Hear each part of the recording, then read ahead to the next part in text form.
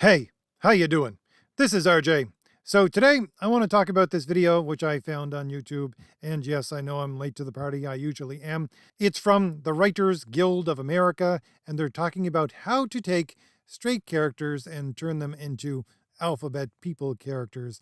And I know that another of other people in this sort of space have gone over this. Gary mentioned it from Nerdrotic. Young Ripa did a video on it, so did Az. But most of them simply reference it and then give their opinion on it, whereas I want to break it down and look at some of the statements that they actually make and what this means not only for the comic industry, but really for the entertainment industry that has to do with movie and television. Because what they're talking about is taking characters from the comics, the IPs there, and translating them into movies and television, but at the same time changing them into alphabet persons. But before I get there, I just want to remind everyone that my graphic novel, The Valiant Heroes, is now up on Indiegogo. The link for it is in the description. You can also get my first graphic novel, Thomas Valiant, there as well. And it is my attempt to do, well, basically the exact opposite of what the Writers Guild of America is talking about here. I want to have a story focus on good storytelling and have the characters develop naturally out of that good storytelling. There are 3 main stories in my graphic novel and 1 backup story. All of them are loosely connected together. The first one is The Valiant Heroes. It is very much an X-Men type story. The second one is The Redemption of Kit Fox, and it is definitely a Batman kind of story. An older Batman, that is, where he was actually a detective, solving mysteries, and was certainly not super preparedness man like he is today. And the third major story is The Rampaging Thor, where I take the ideas of Thor and Hulk and kind of mash them together. It is very much a Jekyll and Hyde kind of story, where Thor is the rampaging alter ego of this man who wants to be a hero. So if any of that sounds appealing to you at all, you might want to click on that link in the description and go on over and see if my graphic novel is for you. And, of course, as I mentioned last week, and I'll probably continue to mention this, I am selling the book on Indiegogo, and yes, Indiegogo has shadow banned me so that you cannot actually see my campaign, even if you put the exact name for it in the search bar, unless you have the link first. That's why I have that link specifically in the description, and I'll try to put it in the pinned comment as well. And of course, I'm not the only one that they're doing this to. They're doing it to a number of creators, a number of comic and graphic novel creators. Guess which kind? So if any of you want to take that link and share it on your social media, that would be very much appreciated. A lot of people are always asking me, how can I support what you do? The hardest part of trying to build some kind of positive culture, which is what I'm trying to do, is to get the word out there so people know that it actually exists. However, enough of that. Let's get on to our topic, which is probably going to run long because I'm going to go through a lot of this video, and the video itself is over 2 hours long. So I'm going to pick out the most important parts that I ran across. And a couple of things before I start. Number 1, yes, I am going to continue to say alphabet people. Why? Because the term being used right now is not a neutral term at all. I'll use it when I read something directly, but the acronym itself has within it a biased description of itself. And as much as possible, I'm going to use something which is unbiased so that you can make up your own mind about what you think is going on here. And so I'm just making something up. And I figure it's good enough because they use so many letters of the alphabet and expanding all the time within this acronym. Number 2, I will be paraphrasing a lot of what these people have to say, not because I'm trying to add any meaning to what they have to say. It's just, it's very long, drawn out, confusing, a lot of ums and ahs and people interrupting each other. So I'm trying to make it as clear as possible. Number 3, I will also have to add some additional context to some of the things that I say, because some of the statements that are made here, they seem at first glance to be at the very least somewhat reasonable, but then you listen to these people after they have made that statement talk for about 2 or 3 more minutes and realize that their original statement was made with definitions to words in that statement that are sometimes completely contrary to the way that normal people would read those words. And number 4, the link for that video is also in the description if you want to go over there and listen to it. Again, it's about 2 hours. So if you want to confirm anything I have to say, there it is. So first off, I will read you the exact quote of what the title is and what the description is for this video. It is titled Queer Eye for Comic Books. LGBTQ plus voices on IP adaptations for film and TV. The YouTube channel is the Writers Guild of America West. It was posted on the 20th of September 2022 from a panel that was recorded the 14th of September 2022. And they describe this panel as follows. This panel brings together LGBTQ plus writers and film/TV executives to discuss the process of adapting comic book IP for film and television with a focus on breathing life into queer characters, either those already queer on the page or reinterpreting legacy characters in a new queer light. Moderated by Eric Anthony Glover, known for Black Star and Tom Swift. Panelists include writers James Tinian IV, known for Something is Killing the Children, The Department of Truth, and, by the way, who also worked for DC Comics for a number of years, if I remember correctly.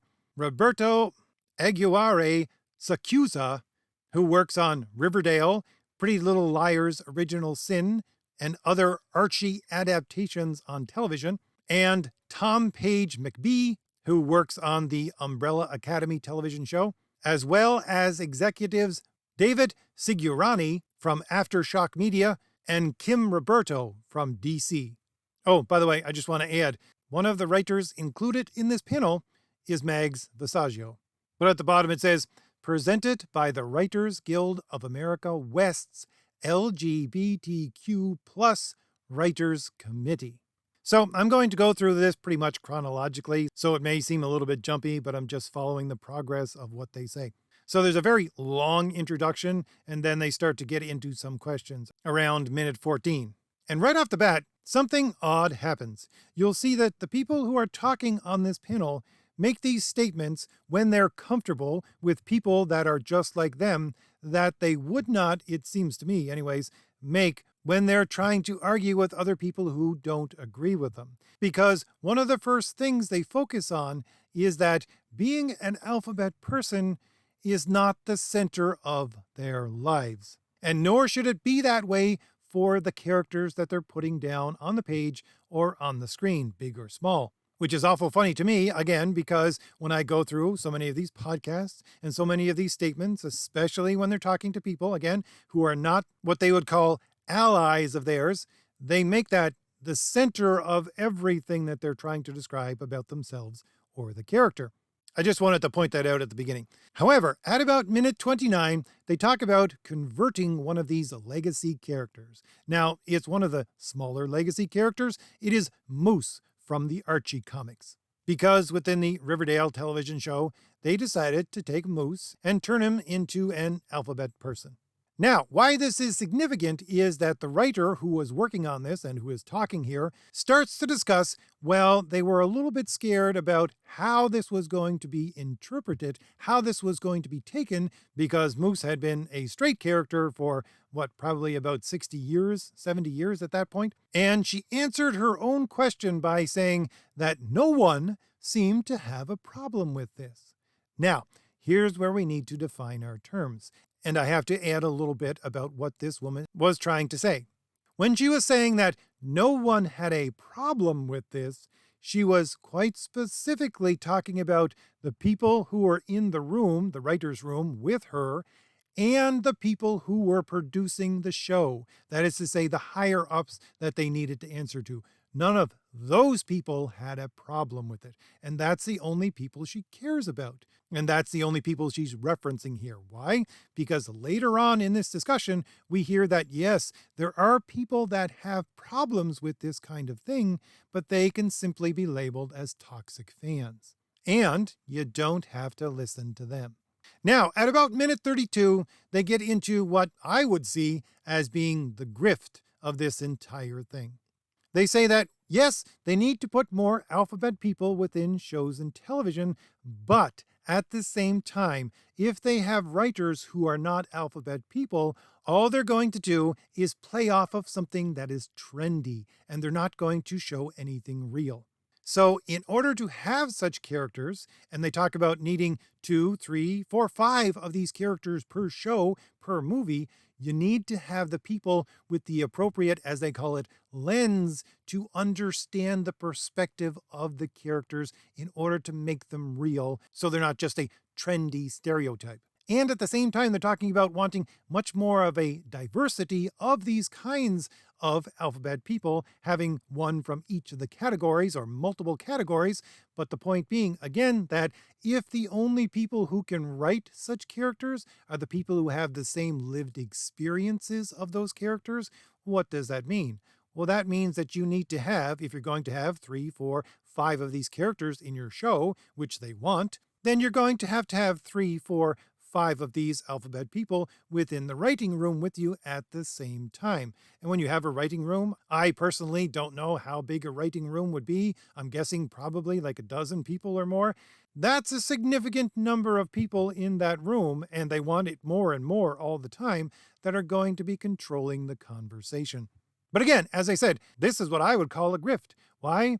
Because they're saying, yeah, you need to hire us to write these characters because no one else can.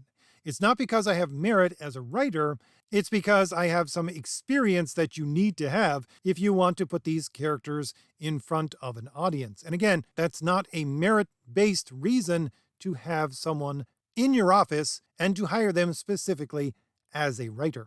Now, they go on from there to talk about, around minute 32, something which I'm sure at the first you're going to shake your head at and say that is just not true. One of the women, it is the woman who works for DC. Now, she doesn't work directly for DC Comics, but she works for DC film and television adaptations. So she's someone specifically tasked with working with the comic producers and bringing those IPs onto the screen. She says, and I quote, "Diverse and inclusive content makes money." And she says she has sources to back this up, and she always walks into a room to pitch a new television show or movie with those sources in hand. Because, as she says, you have to show them, that is, the higher-ups which she pitches these things to, you have to show them, and I quote, "It's a financially lucrative, smart endeavor." Now, let's break that down with what is said within the rest of this panel. What does she mean by this, and what kind of sources does she have? And the answer to that comes later on in the video, around minute number 117, where she's asked, what are the best examples that you have? And this woman from DC says that they have teams of researchers at DC who go out and find answers for any of the questions that they have. And besides that, besides having internal teams that they task with this research, they also have, as she says, partnered up with organizations, and she gives the example of GLAAD, that help alphabet people.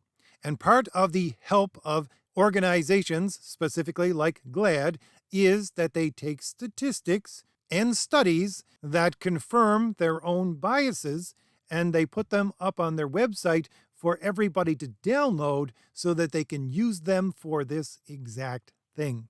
And the woman from DC goes on to say, they have statistics and I quote, half the time the data matches up with what we wanted to do anyways. So again, you have this organization. You can think what you want of this organization, but their purpose is to support this community, this alphabet people community. That's their entire purpose. And part of that support is to find statistics or to present them in such a way that supports them. So if you're going to go to their research, which this woman from DC says DC specifically does, you're going to a biased source. That's quite literally why they exist, to be biased for the people that they represent. So of course you're going to get biased information. It shouldn't be any surprise when she says the data that we find there just matches up with what we wanted to do anyways. Well, of course it's going to match up with what you do.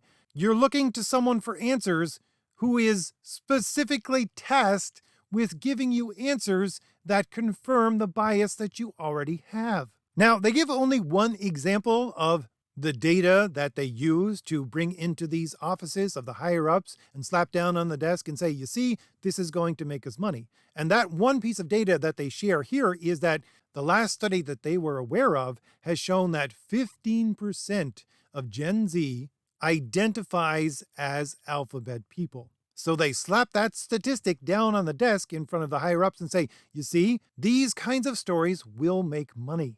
And not only that, but when she says that, when she talks about this 15%, she also says, and this shows that Hollywood is actually behind the curve right now.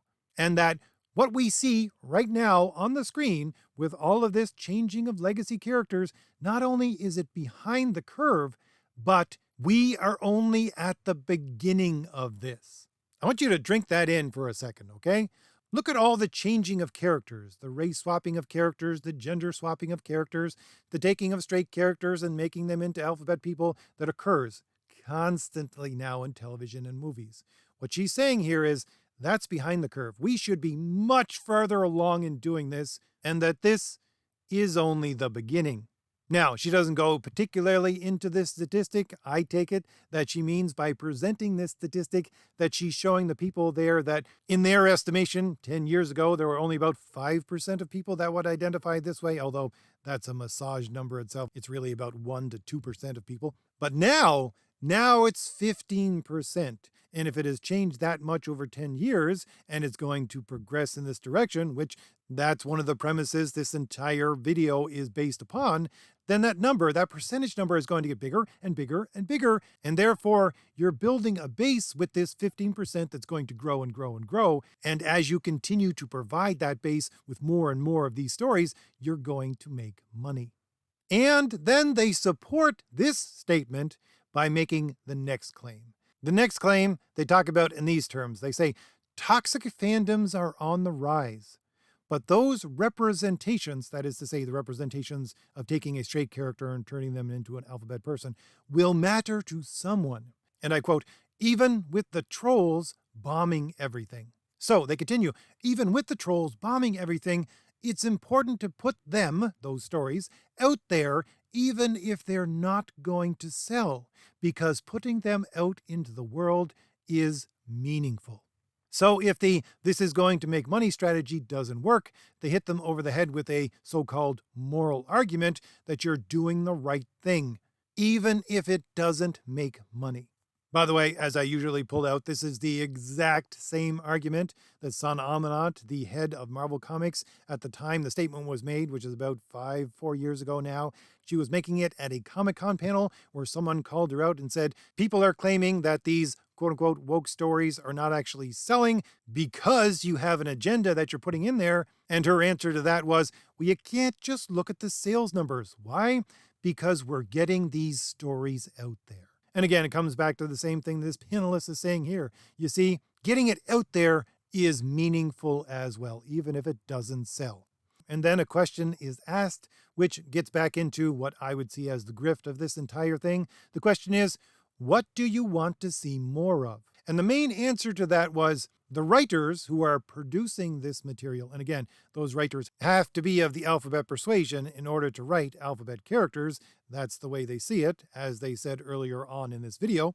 But those people need to have more allies to give them the platform to work with. And that needs to be expanded to the leaders of the companies so that the leaders of the companies themselves push their underlings to give that platform to these alphabet creators. Once again, why do I call this a grift? Because they're talking about positions as writers, and they're saying that these writers should have these positions of power over these stories, not because of the merit of their stories, but because they have been gifted these platforms by their allies who understand the meaningfulness of actually getting these stories out there. Now, the next thing that they talk about is what I see as the meat in this entire conversation. So I'm going to spend more than a few minutes on this. One of the panelists who works in television talks about a discussion they had with one of their higher ups. And that discussion was the higher up describing the cycle of alphabet stories. What cycle? Well, the cycle within the history of Hollywood. And it's very much talking about the history of where these characters and stories came from. Why?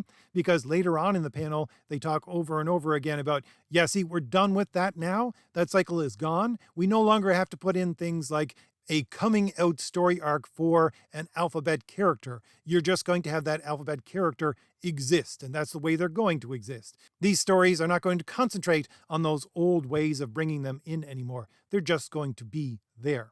So, as I said, they're talking about this in a historical way. And again, this higher up, who is talking to this writer for one of the television shows, describing the cycle that these stories came through, says the following. And I'll just list them off first before going back and talking about it. Number one, first they needed to have tragic alphabet people stories so that the larger public would empathize with them. Then they went from there to turn those characters into comedic characters as, let's say, best friends of the story's main character, and after that move into what we have right now, which is the normalization of the alphabet lifestyle. And yes, that's their words, not mine. They're talking about the normalization of this lifestyle in the larger public. Now, the really key point of this is to go back to that first type of storytelling that they talked about, the tragic storytelling. That was where they began. Now, what example do they give of this tragic storytelling? Well, they talk about the tragic stories of people having AIDS. Again, not me. That's what they're talking about. Those are the tragic stories they label as being part of that history. And when did those stories come about? Well, if I'm thinking about comics, let's look at the legacy virus. That was what it was about. That was 1993. You know what also came out in 1993? That Tom Hanks movie where he had AIDS, and it was a tragic story for him. That came out the exact same year. And I bring that up because that was 30 years ago. So if you have these higher ups in Hollywood saying, yeah, see, this is the cycle of what we're doing. We've gotten to the normalization part now, but we had to go through this entire cycle. And when did that cycle begin? Over 30 years ago. I see so many people on the internet right now saying, why all of a sudden do we have to have this race swap, gender swapped, sexuality swap of characters, especially legacy characters? Where is this coming from? Why is this coming out of the blue? It's not coming out of the blue. It's coming from a long march through the institutions that started a minimum of 30 years ago.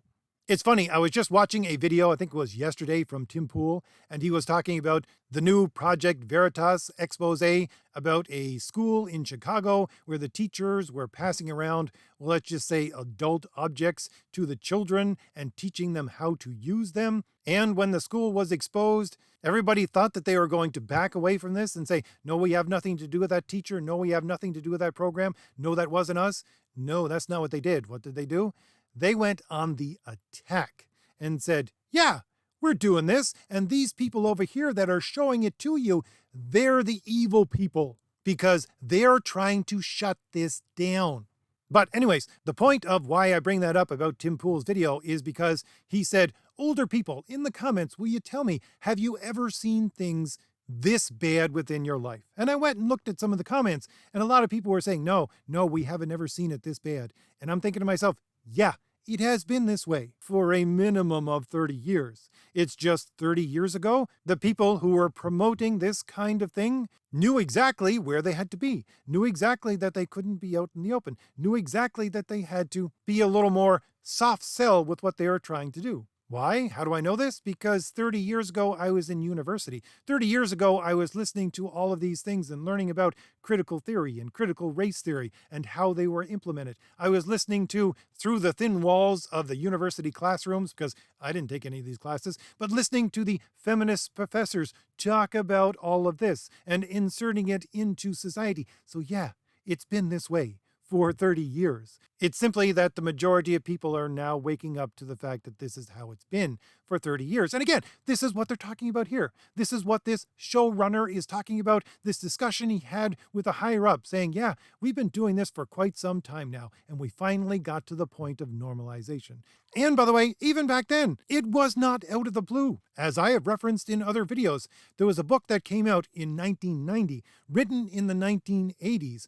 It's called After the Ball, and it is written by an alphabet person who was an advertising executive, and he lays out basically the entire strategy for the next 10 to 20 years on how to normalize this kind of alphabet lifestyle. He says you have to treat it like it was an advertisement campaign. You need to show people only the good parts of it and make sure they never see the ugly parts of it. And again, that goes right back to that thing I was talking about with Tim Pool and that school where they're saying, oh no, you can't look at the ugly part of it. And this is exactly why, to this day, you can't do anything like decide to do a study on, for example, let's take one of the letters of those alphabet people, focus on them, and see what the suicide rate is within their community in an attempt to understand the psychological internal problems of why this happens. You can't do that. Why? Because that's focusing on the negative, and the entire point that has been pushed for at least 30 years right now is you cannot expose the negative parts of this kind of lifestyle. Only the positive. And again, that's part of this book written over 30 years ago that laid out the plans on how to do this. Going so far as to say that in that book, yeah, we're going to have to lie to them. We're going to have to lie to the public. And again, this is not me. You go back to that book if you can find it because it's out of print and it's extremely hard to get a hold of right now, possibly because some people don't want you to see what's in it. But one of his points in that book, again, this is coming from someone who is an alphabet person, who is trying to sell this lifestyle to the general public. That was his plan, was to lie to the general public. And the biggest lie that he states, we are going to have to lie about this, even though it's not true. And again, these are not my words. This is the book itself. What he says in the book is to tell the public people of this community are born that way. Once again, not my words, not my claim, a claim of this book, which is basically the Bible of how to normalize this lifestyle, which was written in the 1980s, published in 1990, and what did we have in 1993? We had the beginning in film and television of this sales campaign, which these people are talking about right here as coming to the end of the normalization period of the plan itself. But again, you got to remember, as they said earlier, this normalization, this is just the beginning. So I want to go over a couple of other things which are supporting what I have said over the last few minutes from the rest of this video. One of the other claims is that now that they've brought this into normalization, they need to see it everywhere. They need to see it in space. They need to see it in the Wild West. So they're saying that, yeah, in these television shows, even if you're going to make a Western, now you're going to have to include a whole bunch of alphabet people in your Western story. So it's going to have to be everywhere normalized. And one of the other things that they state that they want to happen, and again, it sounds strange when they begin to say it, but they want to see alphabet people villains. Now you're probably saying to yourself, okay, well that sounds reasonable. At least they're going there. That's something good. But once again, you got to continue on with the rest of the discussion and see how they define that.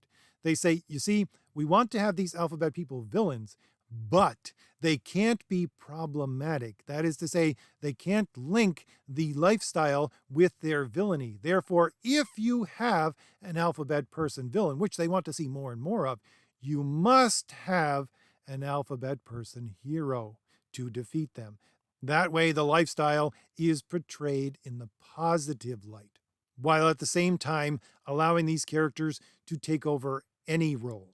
Because again, part of the whole normalization is that they get to do the same things, everything that is the same that other people who are not alphabet people get to do, those exact same experiences. That's the point.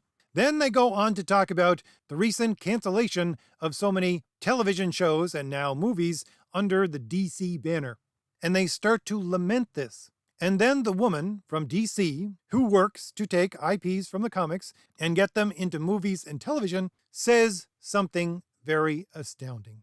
Because many people are looking at the cancellation of these shows and saying, well, see, things are now turning around. You see, they're finally coming to their senses and they're canceling all of these things. They know they don't make money. We've turned a corner and we're going to start to get merit-based stories once again. Well, no, the woman from DC, again, who is directly involved in all of this, says the following. She says to all those people in the panel who are lamenting the canceling of these television shows and movies, she says, just hang in there. all the good stuff is just around the corner. She's saying, yeah, there's some things that she can't talk about, but don't be lamenting over the cancellation of these television shows and movies because they have so much more coming down the pike. And then another interesting conversation ensues. Some people from the chat start asking questions on the second half of the video. And one of the questions is, if you're reimagining a straight character, how do you stay true to the character? And the woman from DC answers this as well. She says at DC, and she thinks at Marvel as well, at DC, however, they have something called core immutabilities.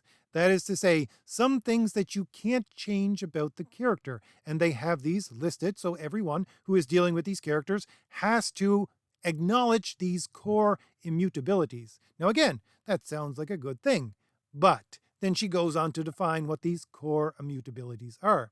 She says, first of all, they are what makes the character tick. They are what makes them who they are. And then she describes it by saying, we see it, those core immutabilities, that is, we see it as coming from their emotions. And then their journey and their struggle.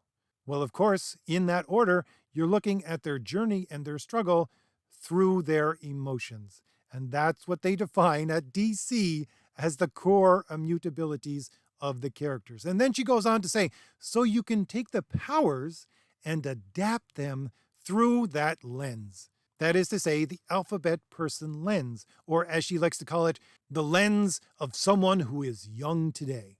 So the point being is that, you see, this reimagining of straight characters, so that you make them alphabet characters, they see these characters, and they talk about some of them, like the new Superman or the new way Iceman exists right now. They see these characters as actually staying true to the characters of old. Why? Because as long as they keep that core of emotions in there, they still see it as the same character with core immutabilities, because those immutabilities at the core are their emotions and how they interpret their journey and their struggle through their emotions. And then they move on, and at about minute 125, they confirm some of the things that we've all suspected for so long. They say, we've taken writers and filmmakers who have never written a comic, and with our editors, helped them make their first comic. So basically, they're taking these people who have never written a comic before, but they've worked in the television or movie industry, and they have the editors at DC or Marvel Comics take them and teach them how to write a comic, and then that becomes comics for Marvel and DC.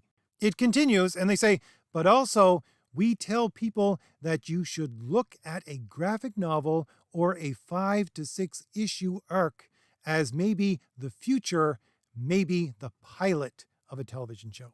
So again, what are they saying here? They're saying, yeah, we're taking people with no experience of writing comics and teaching them how to write comics, and that's becoming our comics. While at the same time, we're looking at graphic novels and 5 to 6 issue arcs, and we're saying, yeah, look at it as if it were a pilot for a television show. So basically, what are they saying? They're saying comics are no longer comics. Comics are there to feed into and feed off of the Hollywood, television, and film market. That's it.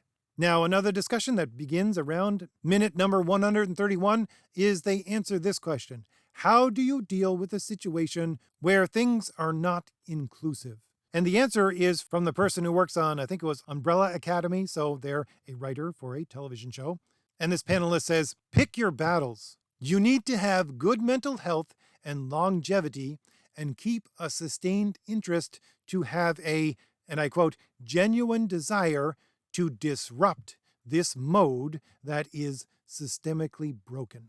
And then the panelist goes on to say, and as you get higher and higher up the rungs of the company, then your voice has more and more say, and then you can impose these things from above downwards. So quite literally, this television writer is saying, well, you need to keep your mouth shut. You need to keep your mouth shut and keep your head about you and keep yourself focused on that goal. And the goal is that you wish to push forward these ideas, and this needs to be a genuine desire to disrupt the mode of what is actually working there right now. Why? Because the mode of how things exist within Hollywood right now is, as the panelist says, systemically broken.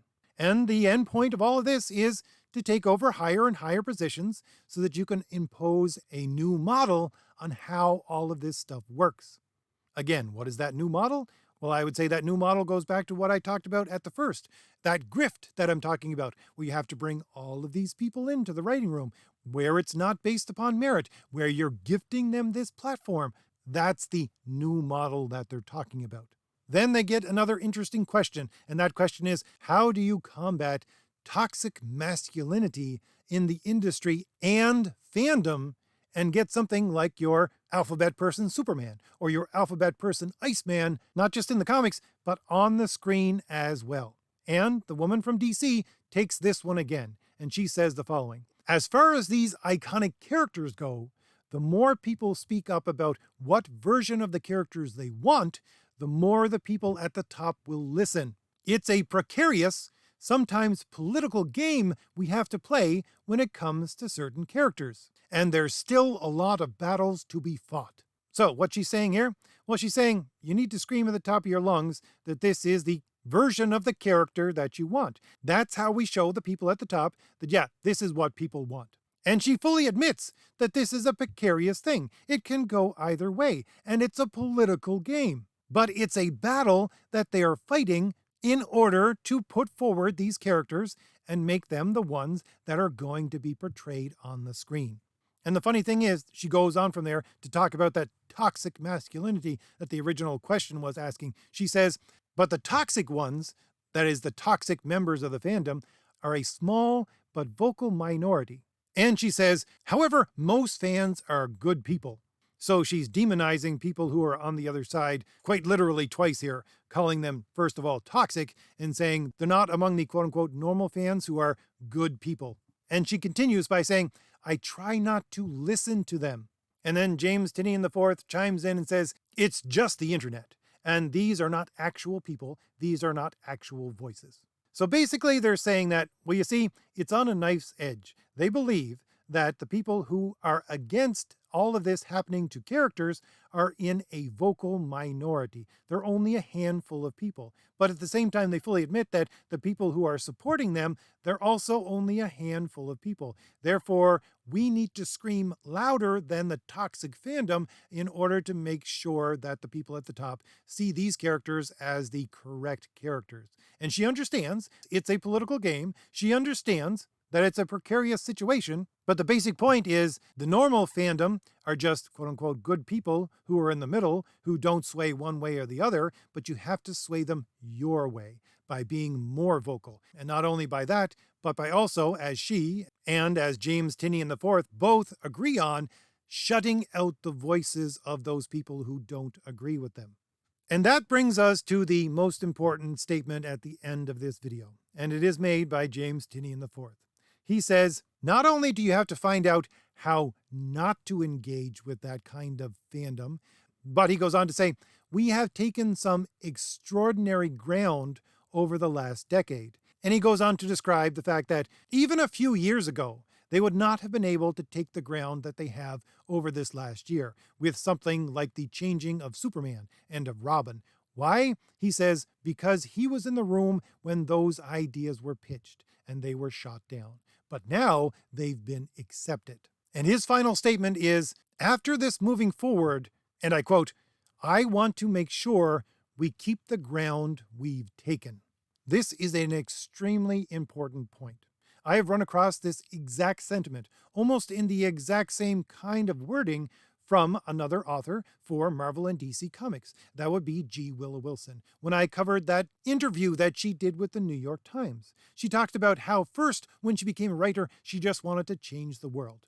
She describes changing the world as promoting quote-unquote progressivism, but she had to change all of that when Donald Trump got into the White House. And this was basically the middle of Donald Trump's administration when she gave that interview. She said when he became president, she switched gears entirely to becoming a support mechanism for everyone, especially the leaders who were opposed to Donald Trump. Why?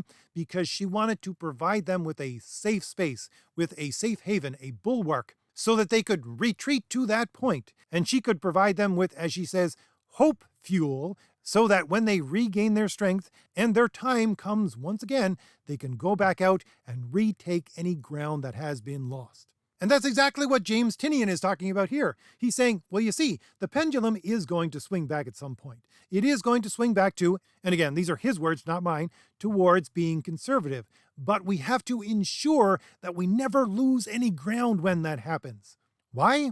Because the entire point of what he's saying and what the woman from DC is saying is, you see, we have to continue to move forward. Yes, we're going to try as much as possible never to move backwards at all, but if we do take one step backwards, we always have to take 2 steps forward when we're in control. And that's the entire point of this thing. Again, these people see themselves as on the right side of history. That's why they call themselves progressives. They think they are progressing society towards a more perfect form. And they completely realize that sometimes the pendulum is going to swing back to conservatism, and then it's going to swing back to progressivism on their side every once in a while. But the way that things have to work is that when it swings to the conservative side, you try your best to make sure they never take any step backward. If they do, however many steps those conservatives take backward, when the pendulum swings back to the progressive side, we need to take more steps forward and not only retake all of the ground that we lost, but push it forward even more. That way, the movement is always in one direction. And that's their direction, the direction they support.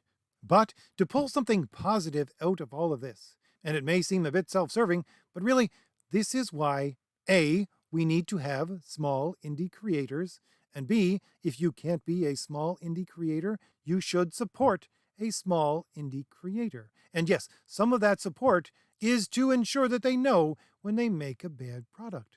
Because that's the difference of people on their side who are not concentrating on merit, but are concentrating on controlling the levers of power, and people on my side where I say, let everything be merit-based. Because you see, they believe they're completely in the right. So they don't have to listen to anyone, especially people who criticize them. This is what exactly they're saying within here. You need to shut out those voices. But here I am. What am I doing? I'm listening to a 2-hour video of these people go on and on who I completely disagree with. Why? Because I want to understand exactly how they think and what they're doing. Because from that, I know how to make a better product than they do. Because I'm sorry, but if you're waiting for Marvel or DC or any of these large companies that make television and movies to turn around, well, you're in for a shock because it's not going to happen. Like that woman from DC stated, she's saying, yeah, I see all these things being canceled and you're all bummed out, but just hold on for a little bit longer because the things coming down the pipeline are just going to exceed all of your expectations because we're moving full steam ahead with pushing into even farther territory than we've gotten to now. As they said, this is just the beginning for them. And again, as a student of history, I've seen this before. And I've seen this before with the USSR and with the Eastern Bloc countries. Those Eastern Bloc countries, when they finally got to a point where they said, yeah, I recognize that everything that is being fed to me is not true, what did they start to do? Well, they started to build their own cultures. And what did they start with? They started with entertainment. And why? Because they knew. They knew that something built upon lies is eventually going to fall. And when it does, they were ready, which we too, through our new creations, should be ready to take back every inch of lost ground. So, if I've given you anything new to think about, hit like, hit the shield in the lower right-hand corner of your screen to subscribe, and leave me a comment. Tell me what you think about all this. And remember, the link for my new graphic novel is in the description. It is a merit-based story that I am continually seeking to listen to my audience and make better and better. And if that is appealing to you at all, you might want to click on that link and go and see if my graphic novel is for you. Or you might want to take that link and share it with others so that we can all help build a culture of merit. All right, I'll leave it there. I'll see you later. Bye.